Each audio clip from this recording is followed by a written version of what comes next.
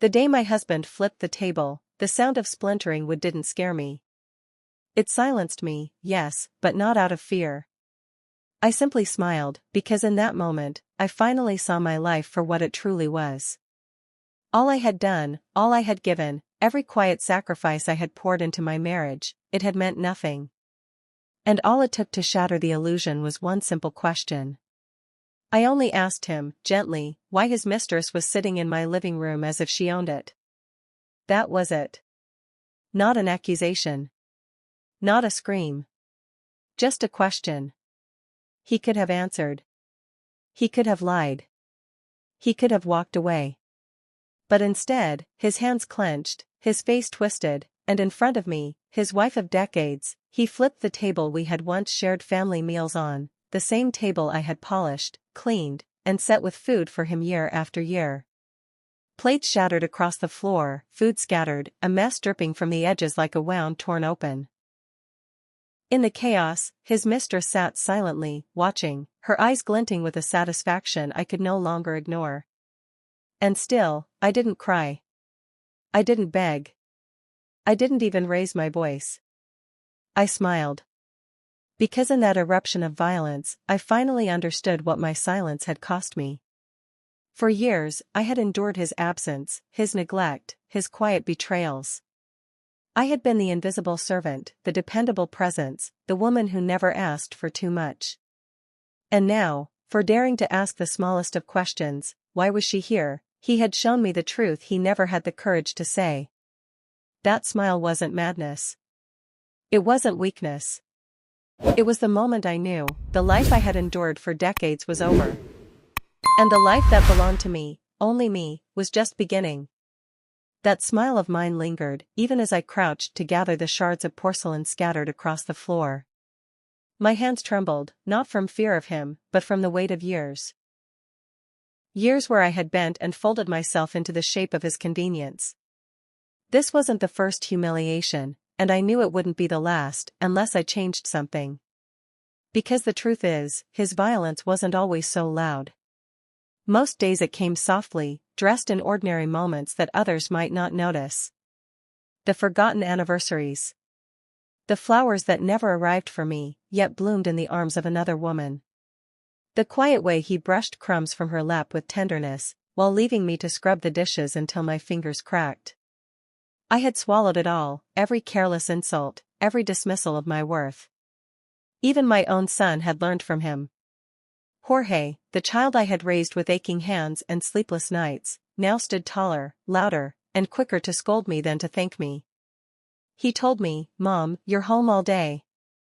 Why can't you do a little more?" His words pierced sharper than his father's rage.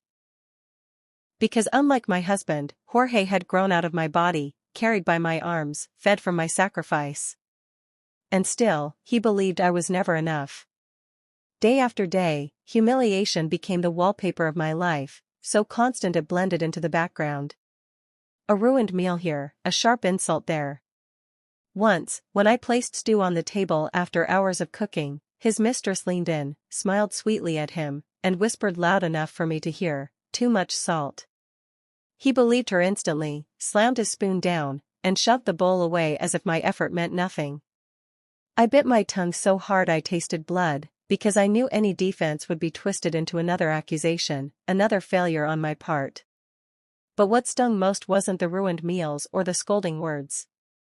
It was the sight of my husband's eyes, soft, tender, full of affection, but only when they rested on her. I had never been blind. I just hadn't wanted to see.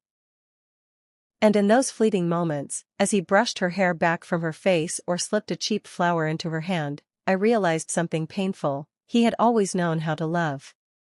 He had just chosen not to love me. I smiled the day he flipped the table because it was the first time the truth stopped hiding. And once you see the truth, you can never unsee it. From that moment, there was no veil left to hide behind. I had spent decades convincing myself that my husband simply wasn't the type for romance, that he was practical, logical, a man of routine who didn't waste time on flowers or soft words. I told myself it didn't matter, that stability was its own kind of love. But I was lying to myself. Because the proof was right there, sitting in my living room, wearing the dress he bought her and holding the flowers he plucked for her. He wasn't incapable of tenderness. He wasn't incapable of devotion. He just never saved it for me. When I looked back, I saw the signs everywhere, lined up like broken milestones in my life. 30 years of anniversaries marked not by candles or affection, but by silence and the clatter of dishes in the sink. 30 years of birthdays where the only gift was another bill paid, another chore ticked off. 30 years of lying beside a man who treated me as if I were part of the furniture, useful, dependable, invisible. And then came her. His mistress. His first love, as he called her, as if the name excused every cruelty. Around her, he became someone else entirely. His laugh was lighter, his voice softer, his hands gentler. The same man who once told me flowers were a waste of money now tucked wild blossoms into her palm as if she were the rarest treasure in the world. Watching him, I realized with a hollow ache that he had never forgotten how to be 18 again, he just never chose to be 18 with me. I had not been loved. I had been tolerated. Convenient. Reliable. A consolation prize in the story of his life. And yet, I kept serving, kept enduring, because I thought that was what wives did. Because I thought patience and sacrifice were the ingredients of marriage. But as I watched him humming old songs with her in the living room, their voices braided together like lovers from a long-forgotten past, I understood the truth that nearly crushed me: my patience was not loyalty. It was erasure. I smiled when he flipped the table because, at last, I saw the cage I had been living in. And once you see the bars, you can no longer pretend you are free. The bars of that cage grew tighter with every passing day, until even the walls of my own home felt like they were closing in on me. It all came to a head on the night of my birthday, a night that was supposed to be mine.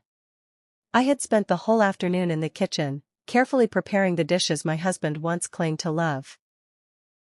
I told myself that maybe, just maybe, if I did everything right, he might remember the woman he had once chosen to marry. The table was set perfectly. Steam curled from the plates, the air filled with the warmth of fresh food. For a brief moment, I let myself believe this night could be different. But when the door opened, my hope shattered. My husband walked in carrying a cake, his smile wide, his voice almost sweet, but behind him, stepping in as though she belonged, was his mistress. She didn't hesitate. She slid into a chair at my table as if it had been reserved for her. My table. My home. My birthday. My husband glanced at me, then at her, and with a casual shrug, placed the cake between us. "Happy birthday," he said, his tone more performative than sincere. I stood frozen, my hands numb, my chest tight. The dishes I had labored over stood untouched, their meaning already erased by her presence. I excused myself to fetch a lighter for the candles, and when I returned, the scene that greeted me nearly drove me to my knees. The woman, his mistress, had taken fistfuls of the food I had cooked and stuffed it into her lap, smearing the sauces and crumbling the bread as if mocking every hour I had spent in that kitchen. My stomach twisted as I watched her laugh softly, crumbs falling from her hands, eyes daring me to react. I couldn't stay still. I stepped forward, my voice shaking but firm. "Stop."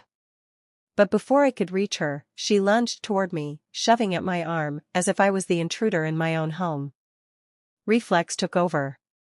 I pushed her back, not with cruelty, but with the instinct of someone who refuses to be erased any longer. And that was when the door opened again.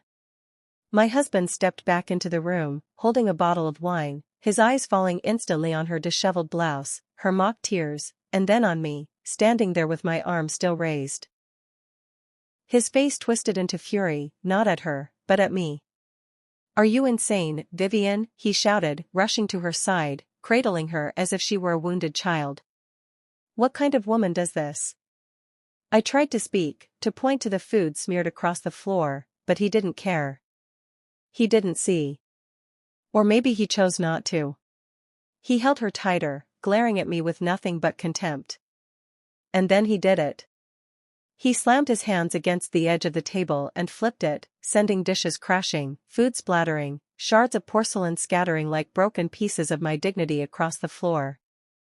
The meal I made, the day I thought was mine, everything I had worked for, it was all destroyed in seconds. And the mistress? She sat there with a faint smirk, enjoying the performance, secure in her place in his arms. That was the moment something inside me snapped, not into anger, not into tears, but into something colder, steadier. In that wreckage, I understood the truth with a clarity I had never dared to face. In his eyes, she was the chosen one, and I was nothing more than the servant who had overstayed her welcome. And that realization was the beginning of my escape. That realization didn't just sit in my chest, it spread, hardening into something unshakable. For the first time, I wasn't thinking about fixing what was broken. I wasn't thinking about waiting for him to come around or hoping he might see me again. No. That night, staring at the wreckage of food and shattered glass on the floor, I realized my life wasn't supposed to be a cycle of endurance. It was supposed to be mine. The next morning, I didn't cook breakfast. I didn't clean. I didn't explain myself. I left the house quietly, but with purpose, and walked into a lawyer's office with hands that trembled, not from doubt, but from finally choosing myself. She looked at me, younger than I was, maybe in her early 30s, and asked gently, "Are you sure this is what you want?" I expected hesitation to creep in. But it never came. My answer was steady, yes. I want my freedom. For years, I told myself age mattered. That starting over was for other women, younger women, braver women. But as I signed those papers, something clicked. Choice isn't reserved for the young. Choice belongs to anyone with the courage to say enough. When I finally placed the divorce agreement in front of my husband, his face went pale. He stared at the paper, then at me, and laughed bitterly as if it were a joke. "Vivian, stop this. Don't be ridiculous. She's sick, she needs care." And he gestured toward himself as if to remind me of his place in my life. "I'm your husband. You can't just walk away." But I saw through it now. Every excuse, every plea, every twisted argument, none of it was about love. It was about keeping me in the cage. About preserving the version of me who cooked, cleaned, and stayed quiet, no matter how much it hurt. I looked him in the eye, calm in a way that startled even me. "You've mistaken my patience for weakness. But I'm not weak. I just finally understand I don't owe you my life." His mouth opened to argue, but I slid the pen across the table. "Sign it. The sooner you do, the sooner you can be with her without pretending." For the first time, I watched him falter, his confidence cracking. And in that silence, I realized something: the power I thought he held over me was an illusion. It had only ever existed because I kept giving it to him. When he finally scribbled his name at the bottom of the page, I felt something inside me break free. The chains I thought were welded shut had never been locked at all. I just had to stop holding them. Walking out of that room, I didn't look back. Not at the man who wasted my years, not at the woman who replaced me.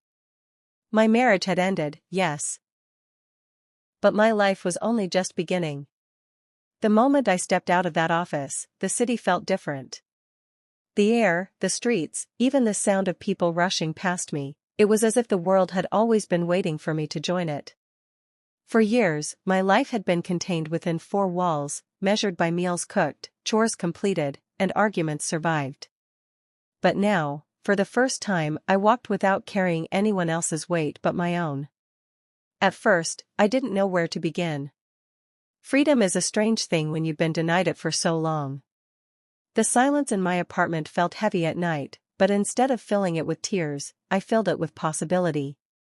I booked a ticket, nothing extravagant, just a short trip to a nearby city I had never dared to visit alone. I wanted to see who I could be when no one was watching, when no one was demanding. And I discovered something. I laughed easily with strangers. I took photos of myself standing in front of murals and street markets, and when I looked at those pictures, I barely recognized the woman staring back. she was lighter, brighter, alive in a way I hadn't seen in years. It didn't stop there. I signed up for a dance class, something I had always wanted to do but was told was a waste of time. My body was clumsy, my steps uncertain, but with every beat of the music, I felt parts of myself returning that I thought had died long ago. And people noticed. Younger women in the class smiled at me, admired my courage, and asked me questions. They didn't see me as broken. They saw me as someone bold enough to start over. Meanwhile, he struggled.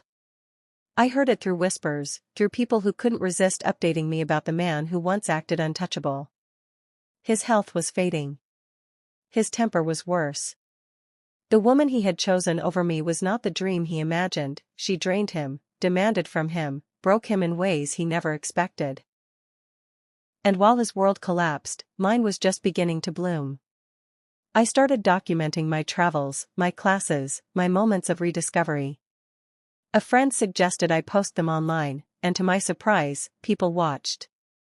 They wrote to me, telling me I gave them courage, that my laughter made them believe they, too, could start over. In helping myself heal, I had unknowingly begun to help others. For the first time, I didn't need his approval. I didn't need anyone's. The life I was living was mine, and it was more beautiful than anything I had once begged him to give me. While I was learning to dance, to travel, to breathe again, he was unraveling. Word reached me in fragments, stories carried by relatives, whispers from mutual acquaintances, even the occasional message from my son. The man who once strutted through life with certainty was now stumbling. The mistress he had defended with such fury no longer looked at him with adoration. She demanded more than he could give, mocked the weakness that illness had carved into his body, and left him drowning in chaos. He tried to reach me. At first, it was flowers, delivered daily, as if a bouquet could undo years of silence. Then came photos of meals he had cooked himself, burnt eggs, overcooked pasta, a clumsy proof that he was trying. To anyone else, it might have seemed touching. To me, it was pathetic. Because if he had truly wanted to change, he should have tried when my hands were raw from scrubbing, when my heart still ached for him to notice me, when my youth hadn't already been wasted in his shadow. And then the calls began. Long, rambling messages where his voice cracked with exhaustion. "Vivian, I'm sorry. I didn't know it would be this hard. I didn't know she would." His words trailed into sobs, into coughing fits, into silence. But I never picked up. Because I knew what he wanted wasn't me, it was the version of me who had bent and endured. And she was gone. Even my son tried to intervene. He told me, "Mom, he's sick.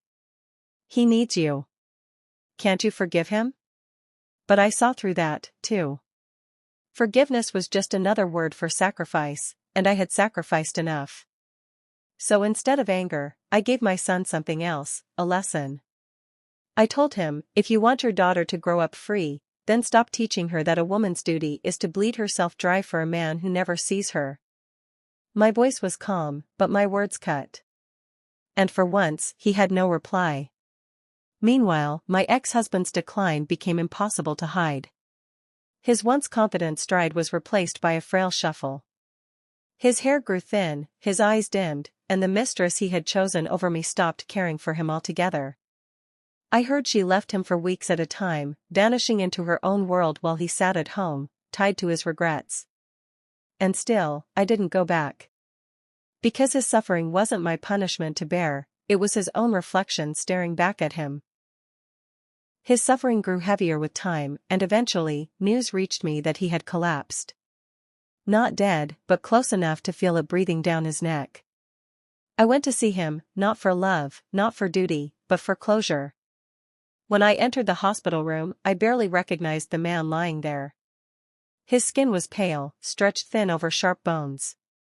His voice, once loud enough to drown me out, was now a faint whisper. When his eyes found mine, they softened, but not with tenderness, more like a man staring at something he had already lost. He reached for my hand, and for a moment, I let him hold it. His grip was weak, trembling, nothing like the force that once flipped tables and shattered plates. Vivian, he murmured, his throat dry, his words dragging. I was wrong. He paused, coughing until his chest shook. I thought you would always be here. I thought endurance meant love. I didn't cry. I didn't lean closer. I only listened, because these were words I had waited decades to hear. But they didn't heal me. They didn't erase what had been done. They were nothing more than confessions whispered at the end of a long, wasted road. He begged me then, voice breaking like a child's. If I had sent her away sooner, if I had chosen differently, would you forgive me? I pulled my hand from his. Some things can't be undone, I said. My voice was steady, firm, carrying no hatred, only truth. You chose her. You chose yourself. And now, I choose me. I walked out of that room without looking back. Days later, I received the call. He was gone. Just like that, the man I had given my youth to, the man who never saw me until it was too late, was nothing more than a name etched on a stone. I stood at his grave once, not with tears, but with reflection. The earth was fresh, the flowers already beginning to wilt, and I realized something that felt almost like freedom. I didn't hate him anymore. He had been a chapter, yes, a cruel one, a painful one, but a chapter all the same. And that chapter was over. As I turned to leave the cemetery, the air felt different. Lighter. For the first time in years, I wasn't walking away from him. I was walking toward myself. I left the cemetery with no weight on my shoulders, only clarity. His story had ended, but mine was still unfolding. For too long, I had mistaken survival for living. Now, I wanted more. I wanted air that was mine, choices that were mine, a future that was mine. So I did something I never thought I would. I bought a one-way ticket, not to run away, but to run forward. I traveled to places I had only seen in books, tasting food I once thought too indulgent, walking streets that belonged to no one but me. In each city, I met new faces, strangers who became friends, people who didn't know me as a wife or a servant, but as a woman with stories in her eyes and laughter in her voice. And with every step, I changed. I began to dress in colors I had once denied myself, vibrant and bold. I learned how to film small clips of my days, sunrises from a balcony, the rhythm of a crowded market, the quiet joy of sipping coffee alone. When I posted them online, I never expected anyone to watch. But they did. Thousands of them. Messages poured in from women I'd never met, telling me my courage gave them courage, that my story reminded them it was never too late to begin again. Meanwhile, I could feel my own soul waking up. I signed up for painting classes, joined hiking groups, even learned to swim despite my fear of deep water. Each new step was proof, I wasn't broken, I was reborn. And one night, under a sky filled with stars, sitting in the back of a camper van I had customized with my own two hands, I finally whispered the words I had been too afraid to claim: I am free. The van was small but perfect.